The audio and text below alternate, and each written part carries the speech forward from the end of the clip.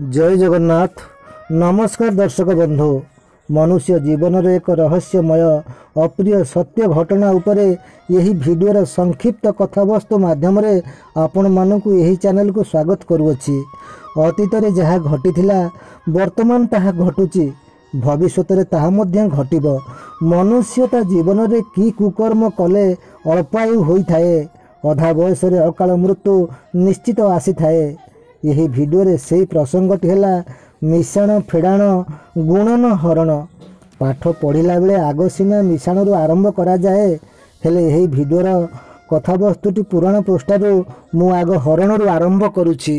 दर्शक बंधु, आपण माने ठीक जानती हरण अर्थात पर स्त्री को हरण कले की पाप लगी थाए, भविष्यत रे की दंड भोग करने को पड़ी थाए। त्रेतया जुगरे भगवान श्री रामचंद्रंकर स्त्री देवी सीता को रावण बलपूर्वक हरण कर निज राज्य लंका को नहीं जाइथिला। माता सीता आखिर लुह और अभिशाप रे स्वर्ण लंका हनुमान द्वारा जली पोड़ी भस्म हो गला। शेष रघुवीर श्री रामचंद्र युद्ध रे रावण को विनाश कले, स्वर्ण लंका हो गला छारखार। सेहीपरि महावीर बाली निजर भाई बहु भाई सुग्रीवर पत्नी को हरण करिवारु युद्ध रे श्री रामचंद्रंकर बाण रे प्राण हराइला। द्वापर जुगरे महाभारत युद्ध रे दुर्योधनंकर निर्देश रे दुशासन द्रौपदीर वस्त्र हरण करिवारु भीमसेन दुशासनर दुही बाहु को ओपाड़ी देला एवं दुशासन रक्त रे द्रौपदीर मुकुला केश को पखालन करागला एवं दुर्योधनर जानुभग्न करागला। तेणु पर स्त्री हरण कले यही प्रकार दंड ही मिली थाए। तेणु अन्यर स्त्री को हरण करिबा महापाप। बलपूर्वक हेउ बा प्रलोभित करी हेउ हरणर अर्थ भाग करिबा। अन्यर स्त्री को हरण करिबार माने ही से परिवार ताको अलगा करिदेबा बा भाग करिदेबा। जे परिवार ताको अलगा करा जाए से परिवारटी उजुड़ी जाए, नष्ट हो जाए। से परिवारर लोक माने निंदा अपवाद दुख सुख अशांति रे दिन काटी थांती। एथिपई दायी किए?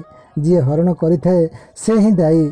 जी अन्य को दुख सुख अशांति देई थाए, अन्यर आखिरे लुह देई थाए, से लोक ए उत्कट पापर सजा ही भोगी थाए। हेले सही लोक जेते उच्च पदस्थ हेले भी सुधा आईन कानून कोर्ट कचेरी अर्थ बलरू खसी जाई पारे, हेले भगवान को दरबार से केबे खसी पारिबो नाही।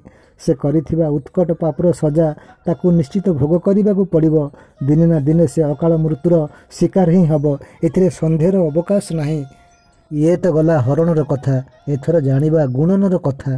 गुणन अर्थ एक निर्दिष्ट संख्या को बहुत गुणित करिबा। कथाला चोरी करी आनिथिबा धन संपद को संचय करी बहुगुणित करिबा अर्थ कुकर्म करिबा सहित समान। से धन बढ़ी बढ़ी चलिले भी सुधा दिने सर्वनाश को डाकी आनी थाए। कथारे अछि अधर्म बीत बढ़े बहुत, गला बेले जाए मूल सहित। एमिति समय आसी थाए जे असाधु उपाय रे धन संचय करिथिबा बा चोरी करी धन संचय करिथिबा लोकर परिवार मध्य नाश होई जाई थाए। तेबे दर्शक बंधु, फेड़ाणटी है अधर्म रे असाधु उपाय संचित होइथिबा धन रे दान ध्यान कले किंबा देवतांकर कार्य रे लगाइले कि कांगाला भोजन देले कि गरीबों को दान देले सुधा भी किछ लाभ होई न थाए, कारण यह असाधु उपाय रोजगार होइथिबा अर्थ। तेणु यही अर्थ कौनसी कार्य भी लगे नाही। बंधु, मिशाणटी है निजर झाड़ बुआ धन रे बा मेहनत करिथिबा टंका रे कौनसी असाधु उपाय आसीथिबा टंका बा धन को मिशांतु नाही। अधर्म असाधु उपाय अवलंबन करिबा सहज हेले भी भविष्यत रे सर्वनाश को डाकी आनी थाए। जो सर्वनाश पाई मनुष्यर अकाल मृत्यु मध्य होई थाए। भल थिबा गोटे आलू बस्तारे जदि गोटे पचा आलू रखी दिया जाए, से गोटे पचा आलू ही खूब कम दिन रे से बस्तार सबू भल आलू गुडी को नष्ट कर दे थाए। तेणु यह ही मिशाणर एकमात्र सत्य तथ्य अटे। दर्शक बंधु, आज पाई एतिकी। पुनश्च साक्षात नेक्स्ट वीडियो रे रहिली। नमस्कार, धन्यवाद।